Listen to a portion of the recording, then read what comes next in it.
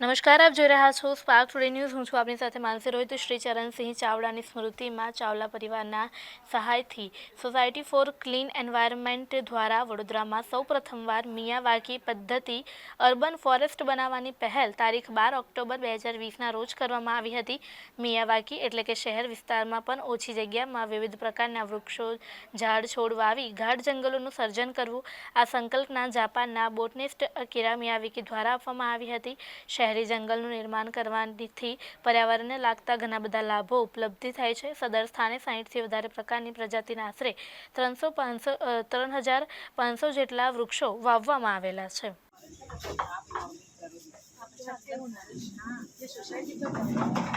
Now it is going to take care of itself. For 2 years, it has been looked after well.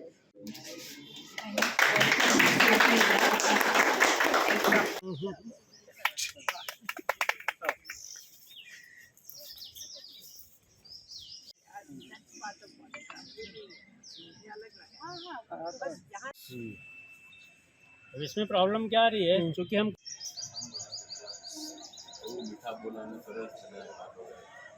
Good morning, one and all. Good morning. I welcome you all on behalf of SoClean for today's. how are you? One doesn't care for it. It will take care of itself.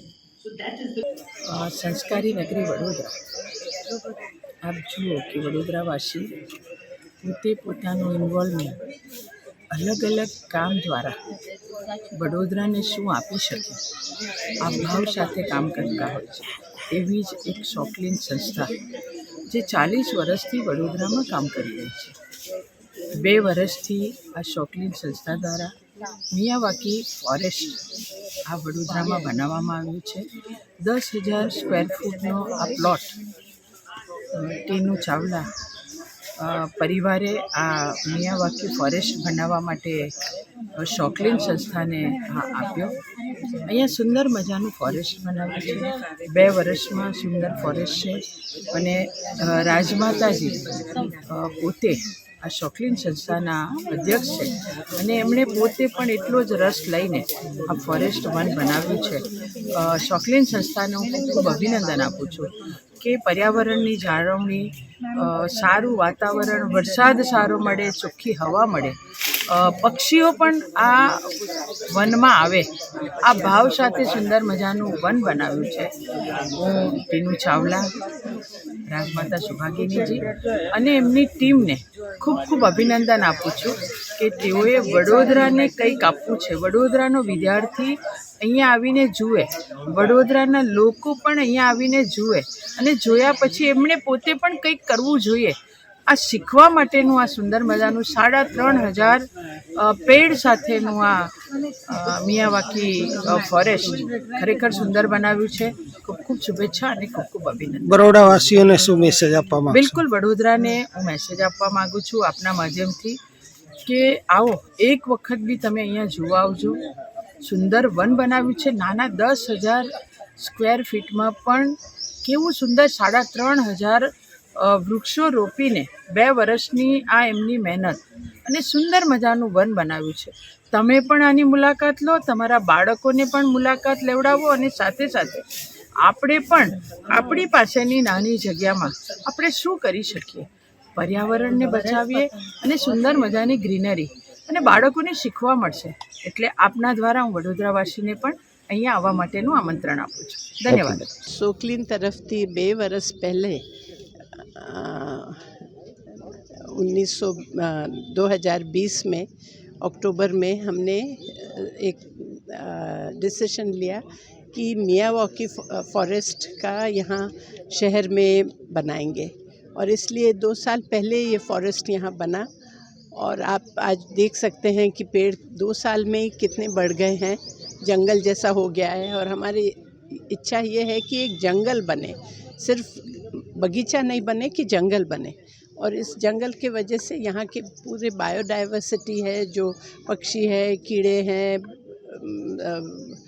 मधुमक्खियाँ हैं, butterflies है, ये सब यहाँ उस जंगल के वजह से वो भी यहाँ आ जाए और एक शहर के बीच में हम दिखाना चाहते थे कि छोटे प्लॉट में भी एक जंगल बना सकते हैं और ये जंगल से पूरे वातावरण में यहाँ चेंज आ जाएगा। पूरे वातावरण में यहाँ ठंडक रहेगी, लोगों का स्वास्थ्य अच्छा रहेगा, यहाँ के हवा के प्रदूषण कम हो जाएगा इस एरिया के। अब आप देख रहे हैं चारों तरफ कितनी बड़ी बड़ी बिल्डिंग्स हैं, पर इन लोगों को सबको फ़ायदा इस जंगल का रहेगा, क्योंकि उनको इसका अच्छा एक वातावरण में हवा अच्छी बनी रहेगी और स्वास्थ्य रहेगा। तो हम लोगों को इस एक्सपेरिमेंट से बताना चाहते हैं कि छोटे प्लॉट में भी आप एक जंगल बना सकते हैं।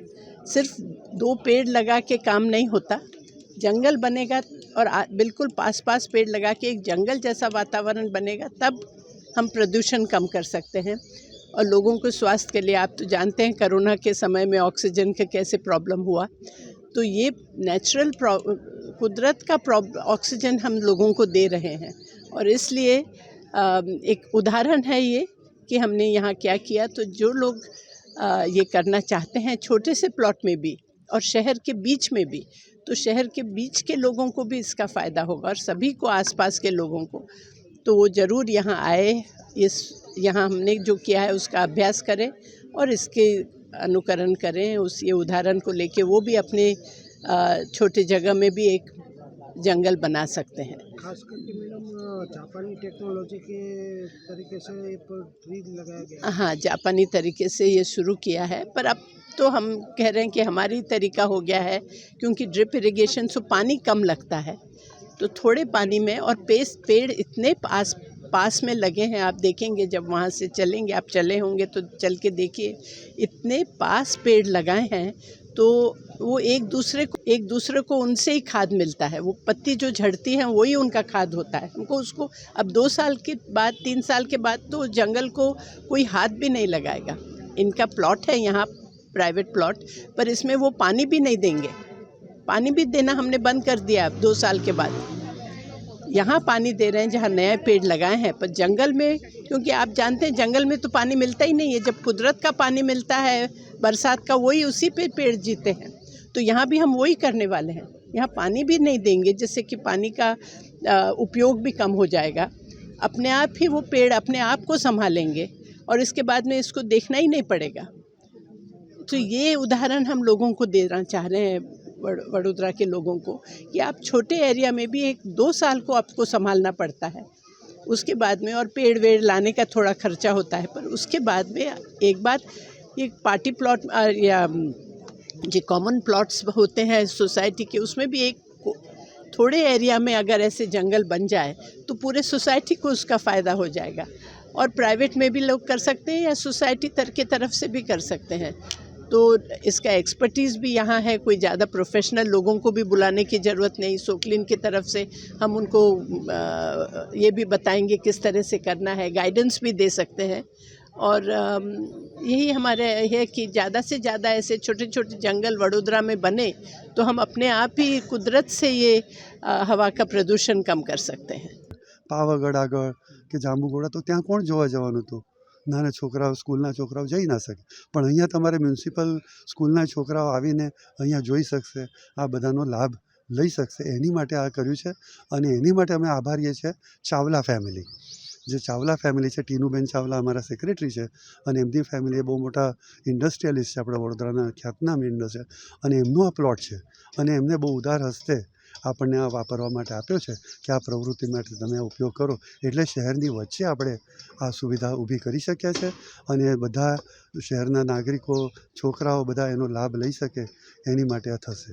સાથે ભેગું થોડા મેડિસિનલ પ્લાન્ટ્સ છે, બીજા આપણે ઇન્ડિજિનસ પ્લાન્ટ્સ છે, એની પણ બધી માહિતી મળે, એવું બધું। એટલે આખો એક અભિગમ છે જેને હોલિસ્ટિક આપણે ઇકો સિસ્ટમ માટે કે પર્યાવરણ માટે બધી લગતી જે માહિતી જે છે કે ડેમોન્સ્ટ્રેશન છે, બધું અહીંયા મળી રહે એ રીતનું એક આપણો પ્લાનિંગ છે।